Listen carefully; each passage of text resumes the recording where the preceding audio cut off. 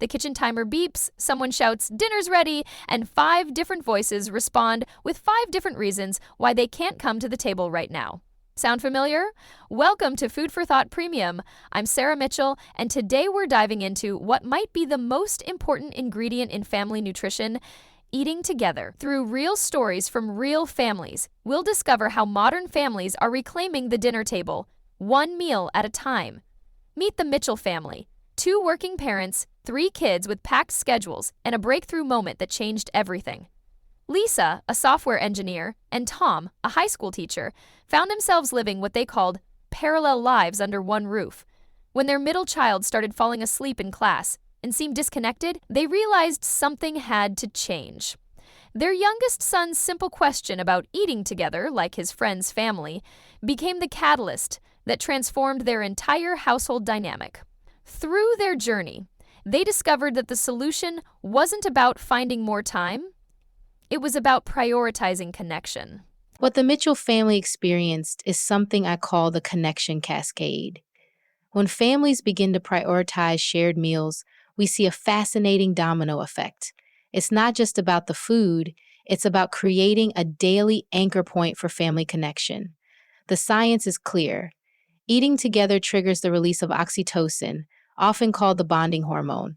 But it's more than just chemistry. These shared moments create what we call narrative opportunities, chances for family members to share their stories, process their days, and feel truly heard.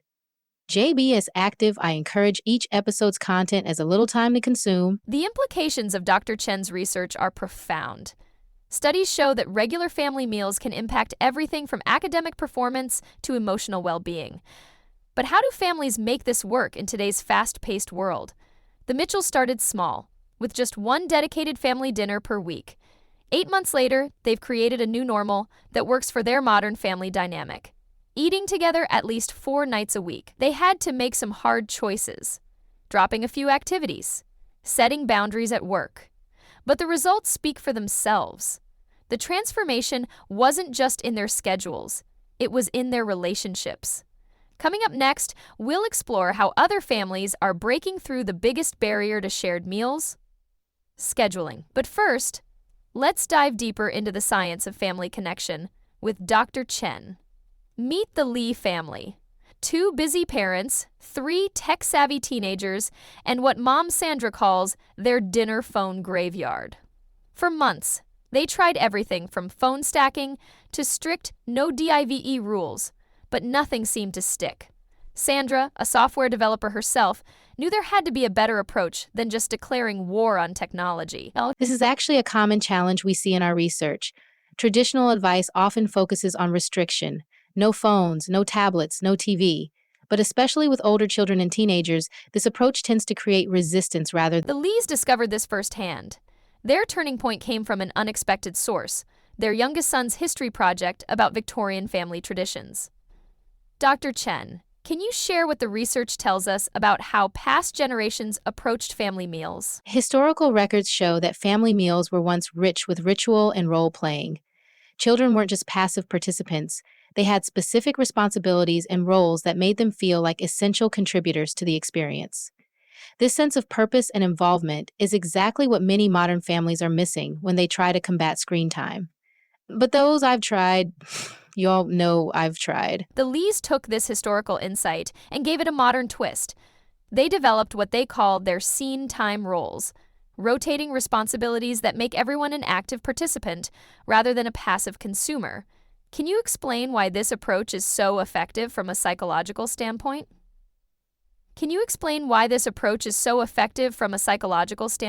So when we give family members, especially children, specific roles and responsibilities, we're activating what psychologists call behavioral investment theory. The more someone invests in an experience through active participation, the more valued and meaningful that experience becomes. It's the difference between watching a play and being in the play. Their system is fascinating. They rotate through roles like story collector, question master, and memory keeper. Each role has specific responsibilities, and interestingly, they found that these roles naturally drew everyone away from their screens without any explicit rules. This aligns perfectly with what we know about attention and engagement.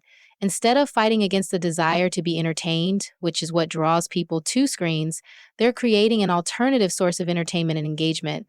The human brain is wired to seek novelty and social connection, and when given a choice between passive screen time and active social engagement, it will naturally gravitate toward the more rewarding experience. The transformation wasn't immediate, though, was it?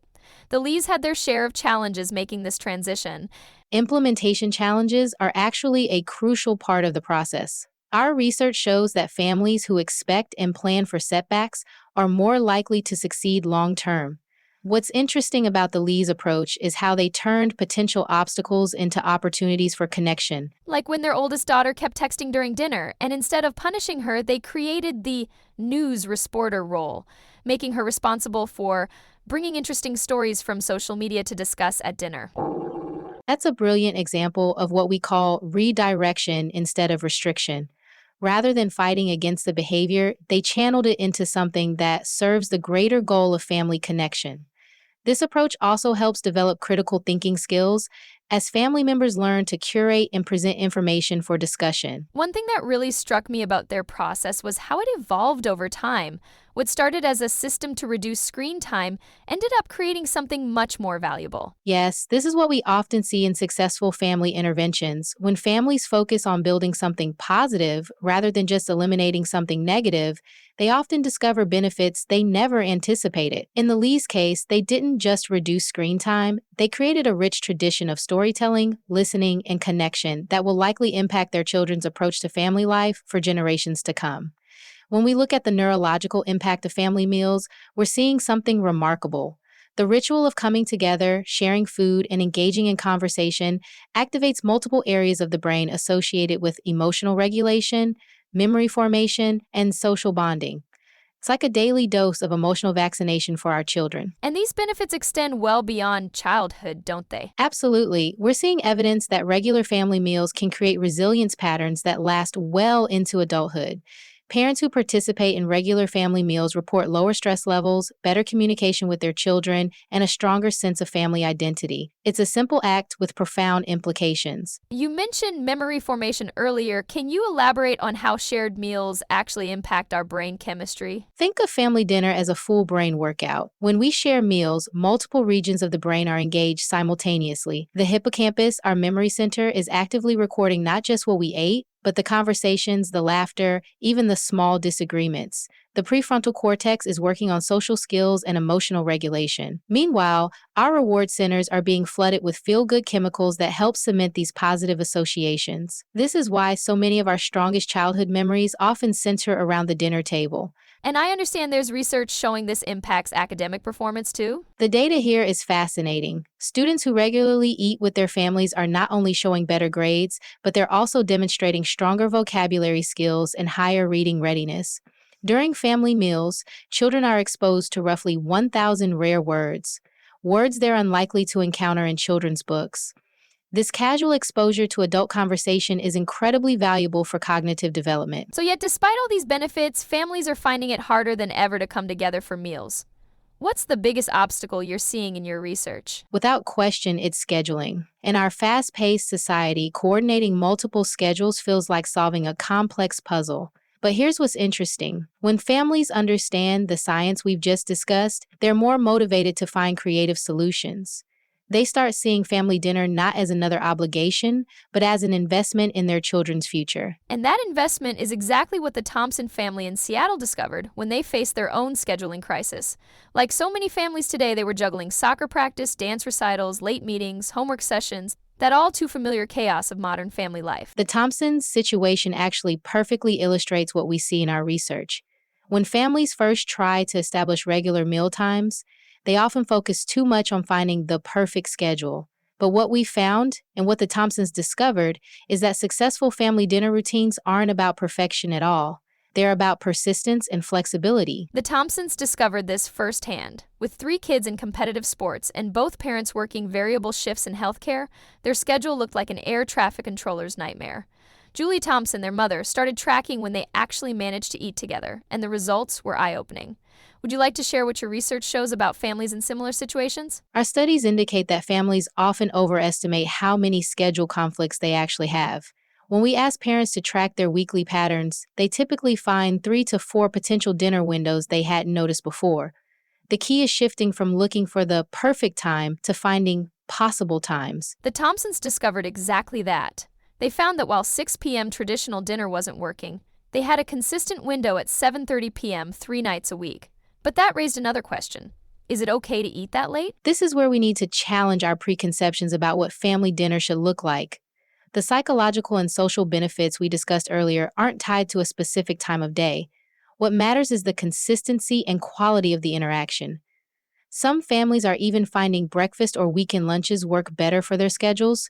That's fascinating because the Thompsons eventually created what they call their flexible framework.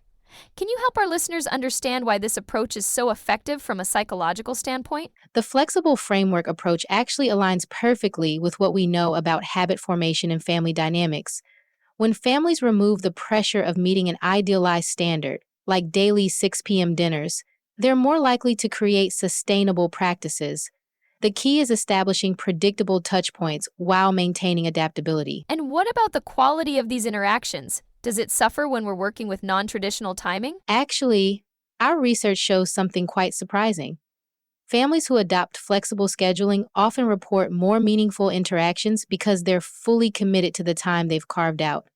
They're not watching the clock or rushing to the next activity. They've intentionally created this space, which makes it more valuable to everyone involved. The Thompson schedule revolution started with 3 key strategies. First, they created what they call their time map, a visual representation of everyone's weekly commitments. Second, they identified their golden hours, those pockets of time when schedules naturally aligned. And finally, they developed their meal matrix, a system for making meal times work no matter when they happened. These strategies align perfectly with what we know about successful behavior change. The visual element of the time map helps with cognitive processing and commitment. The golden hours concept acknowledges and works with natural rhythms rather than against them. And the meal matrix provides the practical framework needed to execute the plan. I noticed something interesting when I was speaking with the Thompsons about their system. Even with all these scheduling solutions in place, they said their biggest challenge wasn't actually time, it was something else entirely. Let me guess. Screens? Exactly. Julie told me that even when they managed to get everyone at the table at the same time, they were still struggling to get everyone truly present. Their first attempts at family dinner often looked like 5 people staring at 5 different screens while eating in the same room. This is such a crucial point, and it brings up an important aspect of our research that we haven't discussed yet. The benefits of family meals we talked about earlier, the improved cognitive development, emotional bonding, better academic performance, they don't come from simply eating in proximity to each other. They come from genuine engagement. Which brings us to our next family story. The Lees, who transformed their mealtimes from what they called zombie dinners into what became the highlight of everyone's day. Their journey from screen time to what they wonderfully dubbed scene time is coming up next. The Lees' journey wasn't a straight path to success. Sandra told me their first week was what she jokingly calls their Great Device Rebellion of 2023. Looking back, she says their initial approach of simply banning phones at dinner was their first mistake. This is a common stumbling block we see in our research. Families often start with restriction rather than replacement, which typically triggers what we call the digital disconnect reaction, especially in teenagers who view their devices as extensions of their social lives. Sandra shared that their turning point came from an unexpected source, their youngest daughter's panic attack about missing important messages during dinner. Instead of dismissing her anxiety, they used it as a conversation starter. This type of breakthrough moment perfectly illustrates what we call resistance as information. When we pay attention to why family members are resisting change, we often discover opportunities for deeper connection. That conversation led to their first successful strategy, the 15-minute preview. Can you explain why this simple change made such a big difference? The preview method addresses what we call digital FOMO, fear missing out. By giving family members 15 minutes before dinner to check messages and set appropriate away status, we're respecting their social needs while creating a boundary. It's about making the transition to dinner time more intentional. The Lee's current dynamic is fascinating. Sandra describes it as organized chaos with purpose. Their system has evolved into what they call their connection toolkit. Walk us through the psychology behind their 333 method. The 333 method is based on our understanding of how meaningful connections are formed. The first 3 minutes are crucial. Our research shows that the initial moments of an interaction set the emotional tone for the entire experience. When families spend those first 3 minutes in intentional connection, we see a 67% increase in meaningful conversation throughout the meal. And those first 3 minutes can be something as simple as everyone sharing one highlight from their day. Exactly. The key is consistency rather than complexity. The second three to having 3 topics to explore creates what we call conversational scaffolding. It provides structure without rigidity. The final 3 ways to engage recognizes that different family members may need different entry points into the conversation. The Lees took this framework even further with their story plate technique. Michael, their middle schooler, actually came up with this idea during their family's Heritage Month celebration. This is where we see the power of combining cultural connection with daily ritual. The story play technique taps into what we call narrative inheritance, the way family stories and cultural traditions are passed down through generations. When food becomes the centerpiece of these stories, we create multisensory memories that have remarkable staying power. Sandra shared a beautiful example of this in action. Their weekly Heritage Kitchen sessions, where each family member takes turns being what they call the culinary storyteller. These roles create what we call identity anchors, connecting family members not just to each other, but to their broader cultural heritage.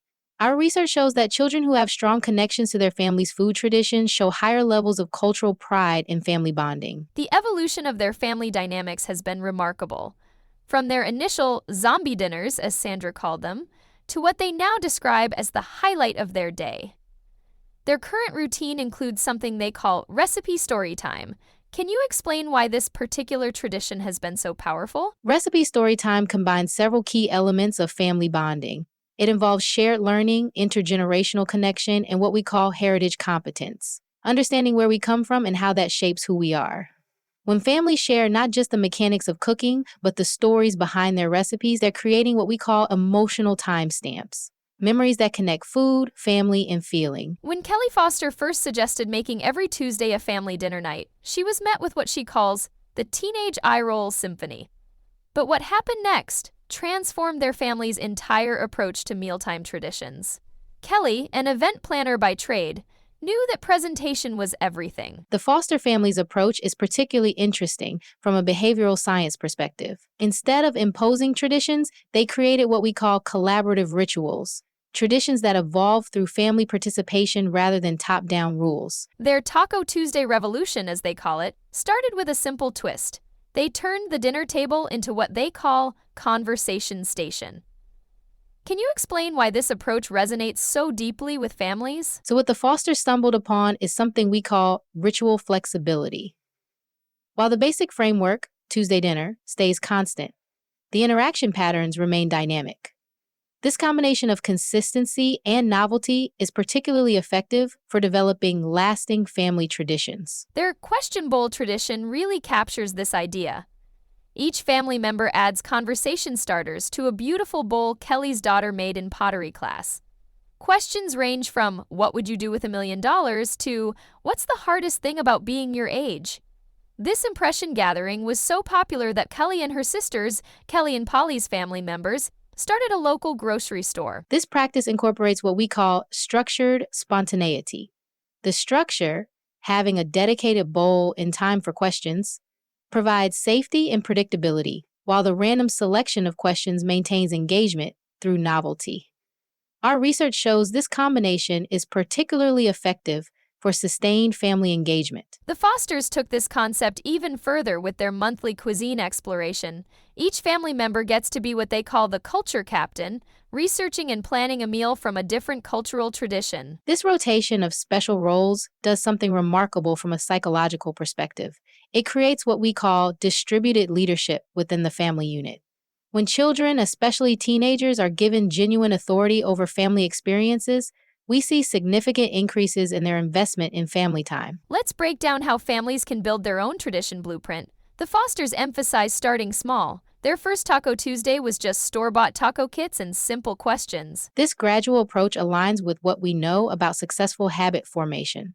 Starting with what we call minimum viable traditions, simple, achievable rituals, creates early wins that build momentum. The key is making these beginning steps small enough to be nearly impossible to fail. Share. Kelly shared their 3Ps approach to growth opportunities: patient, playful, and participatory. Each new addition to their tradition had to meet these criteria. These criteria are scientifically sound. Patience allows for natural adaptation, playfulness reduces resistance, and participation creates ownership. When families follow these principles, we see tradition adoption rates increase by nearly 80%. Their strategy for making traditions stick is fascinating. They created what they call their tradition tracker, a simple but powerful tool for maintaining momentum. The tradition tracker employs what we call visible progress markers. When families can see their consistency and celebrate their achievements, it reinforces the behavior patterns we're trying to establish. But equally important is how they handle obstacles. Yes, the Fosters have their backup plan box, a collection of quick conversation starters and simple meal ideas for particularly hectic days. This kind of obstacle prevention strategy is crucial. Our research shows that families who plan for disruptions are 3 times more likely to maintain their traditions long term. It's not about perfection, it's about having systems in place to handle inevitable challenges. And their celebration points might be my favorite part. They take photos of their special meals and create what they call their family flavor journal. Documentation of family traditions serves multiple purposes. It creates tangible memories, reinforces the importance of these moments, and builds what we call tradition equity, a shared history that makes family members more likely to prioritize these gatherings in the future. As we come full circle in our journey, let's return to the Mitchell family, from those chaotic early days of scattered dinners and parallel lives to where they are now.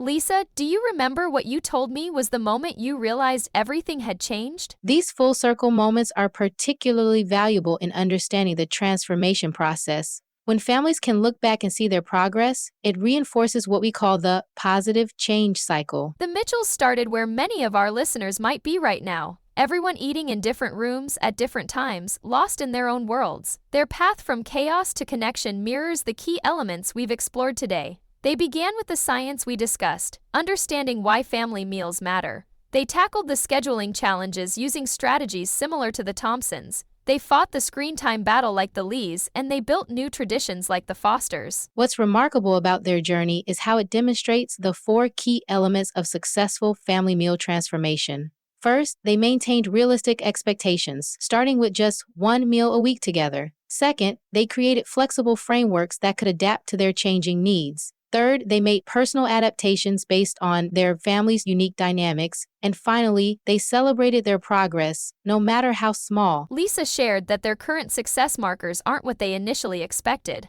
It wasn't about achieving perfect attendance or gourmet meals, it was about the smaller victories. This aligns perfectly with our research on sustainable family change. The most successful families focus on what we call micro wins, those small but significant moments of connection that add up to meaningful transformation. For families listening who want to start their own transformation today, the Mitchells suggest what they call their tonight's the night approach. Can you explain why starting immediately, even imperfectly, is so important? The psychology behind immediate action is powerful. When families decide to start tonight rather than waiting for the perfect moment, they bypass what we call the preparation paralysis that often prevents meaningful change. It doesn't matter if tonight's dinner is takeout or homemade. What matters is taking that first step toward connection. And for our listeners wondering how to begin, let's break down those 4 essential elements into actionable steps. First, realistic expectations. What does that look like on day 1? Start with what we call the minimum viable mealtime. Just 15 minutes of undistracted time together. No phones, no TV, just family.